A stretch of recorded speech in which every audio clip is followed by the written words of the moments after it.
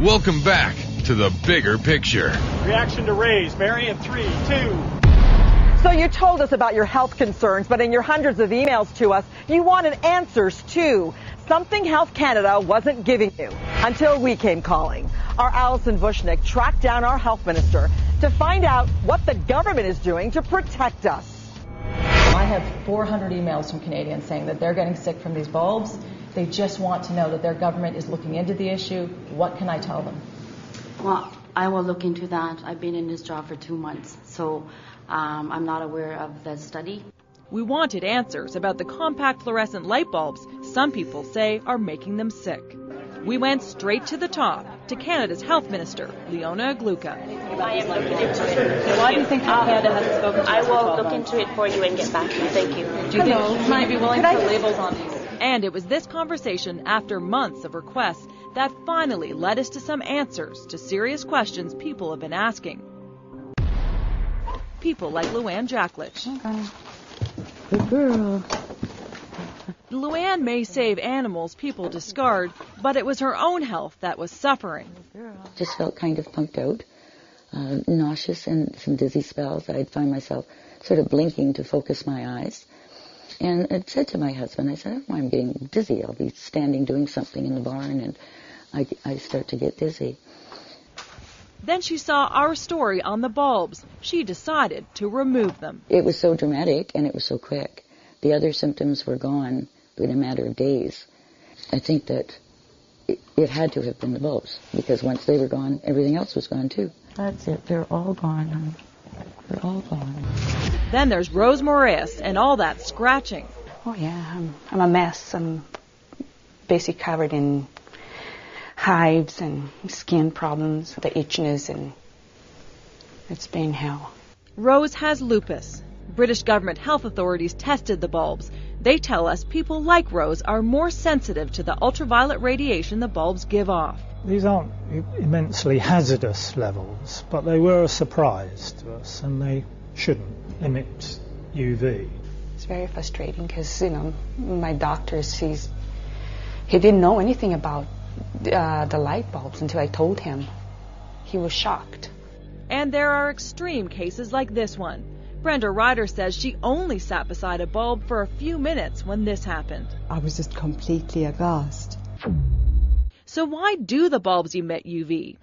We asked scientist David Sugarman to explain it. It has mercury vapor in it, and it's the mercury vapor that gets excited when an electric current passes through. And when the mercury vapor gets excited and then goes back to being not excited, it gives off a little bit of ultraviolet light. That's what excites the coating and makes it give off light.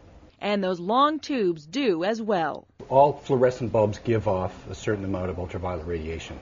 But British health officials say the problem with the curly bulbs in UV may be how close we get to them. They recommend these cover types that you can buy in Canada, or to stay 1 foot away for 1 hour. People can actually get quite close to them for hours, and they may not be aware of the UV output, and therefore they might get some skin reddening. So these are the bulbs we took out, and now I really don't know what to do with them.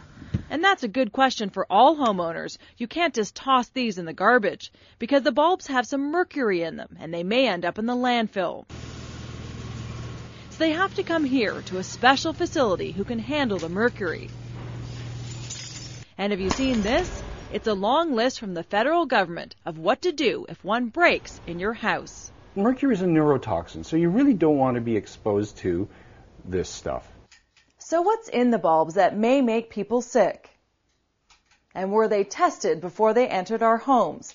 For months, we've been trying to get an on-camera interview with Health Canada to answer some of these questions. For this story, they had agreed to go on camera, but then postponed. Then we met the health minister. 24 hours later, we finally got that interview with Health Canada.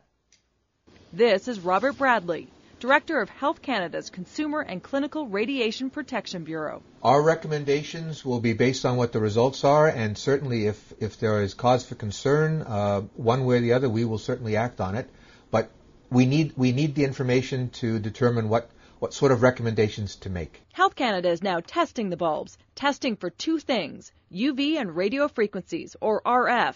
You see on the box it says the bulbs could interfere with radios, televisions, even remote controls. Just watch as this epidemiologist tests the bulbs with a simple radio.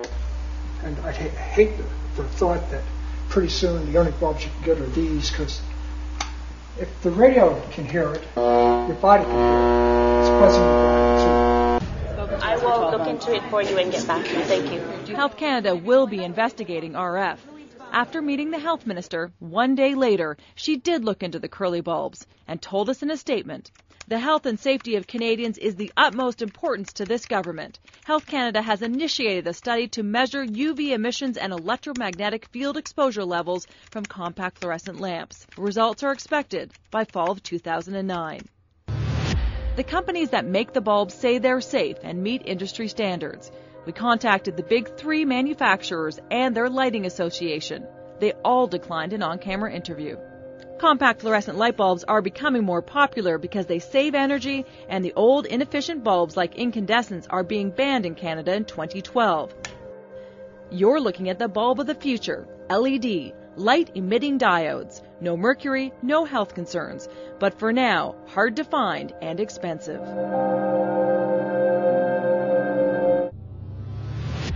From light bulbs to clothing, everyday items are being put under the microscope.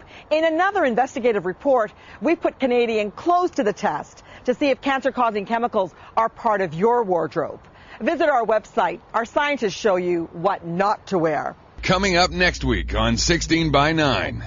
A young Canadian filmmaker was living his dream, traveling the world and videotaping his exciting life until something horrible happened. It's the courageous and heart-wrenching story of Dan Northcott. I had so many plans for the future. It's not a fear of death that keeps me wanting to live. It's what's ahead. That's coming up next week on 16 by 9. And that's it for us tonight. If you have a story idea, just call us at 1-877-TEL-16-9 or log on to 16by9.com. You can also send us a video message through Facebook or YouTube. I'm Mary Garafello. Thank you so much for watching. And from all of us here, good night. Our final word tonight goes to our 16 by 9 viewers. Your episode tonight on CanCon seemed very one-sided and liberal in its approach to criminals and criminal activity. Shows that only provide one side of the story aren't news. They're just liberal marketing.